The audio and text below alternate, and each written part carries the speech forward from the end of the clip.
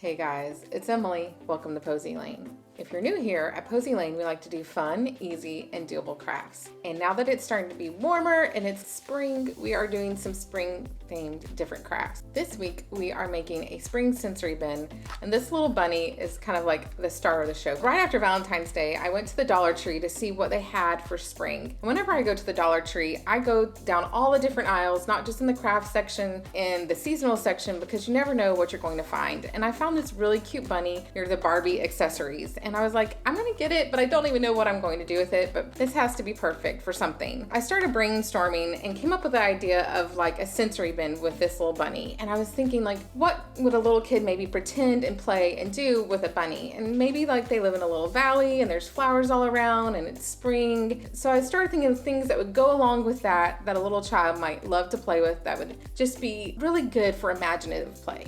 And so now let me show you all the supplies to get this bin going. For supplies, we obviously need a bin for the sensory bin. And I get this in the tackle and fishing section at Walmart. So technically it's a tackle box, but it works great for a sensory bin. We're going to be dyeing rice green, and I have a video where I've already dyed rice that I'll put a link for below. I also wanted some other little tactile things for the kids to play with, and I found this craft embellishment kit that already had like pipe cleaners, puff balls, foam bunny ears that would be great to add. I think they'll be really fun. And then near to like the vase filler at Dollar Tree, they always have little stones and pebbles. Found these really pretty flowers just in the 97-cent section at Walmart. Obviously, we have this little bunny figurine that's the star of the show. The first thing I'm going to do is cut these different tabs up. You can kind of customize the different compartments. And if you notice on them, there's this little part where they're connected. If you don't cut that all the way off, it won't slide down into these different slots. I'm going to cut them and make sure I really get a good clean edge when I'm cutting.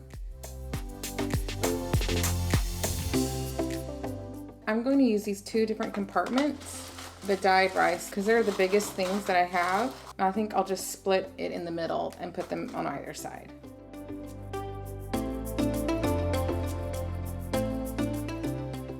This little bunny reminds me a lot of Littlest Pet Shop. When my daughter was little, she loved and was obsessed with Littlest Pet Shop. We had hundreds of Littlest Pet Shops. When I saw it, I knew I had to buy it just because of that. The next thing I want to put in is some of these flowers. And my plan is just to pull them off so there's no actual wire to it. I can just pull these off really easily, and maybe they can stick them down into the rice. I love these rocks because they're so smooth. It totally reminds me of like going in a creek or river and playing with the stones. I'm just sticking a few of each color in a different compartment, and I figure just the way they feel is different, and it's cool, like the shape. It'll be fun to play with and fidget with. I also love these pom-poms. There's kind of a different texture to them all, and so these will be really fun to play with. And you could imagine that these are flowers, or you could imagine a bunny's little tail. There's a lot of different things you could do with these. I'm just gonna put more of these in here. I like having things repetitive in different spots. There's something about that that's just pleasing to the eye. Your eye goes here and there and everywhere when you immediately open this up. For these pipe cleaners, they're really too long, so I think I'm going to cut them in half, then stick them in. What I was thinking with these, just fun to twist and move around. When my daughter was little, if you gave her a pack of pipe cleaners, she could stay busy for several hours just playing. She would like make little heart shapes and give them as gifts to you. I still have little things that she made me out of pipe cleaners, and it's something that I'm always going to treasure.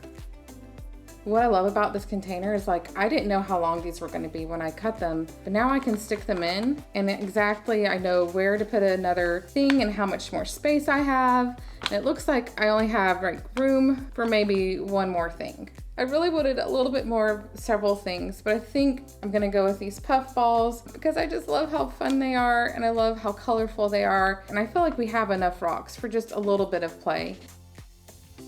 When I look inside this box, I just see so much potential for really imaginative play. They can make up a bunch of different stories and have so much fun with this. I would have loved this as a kid, and I know even my daughter, she would love this. If you can't find one of these parts, you can always switch it out for something else that you can find. at your store and just kind of get creative down the different aisles.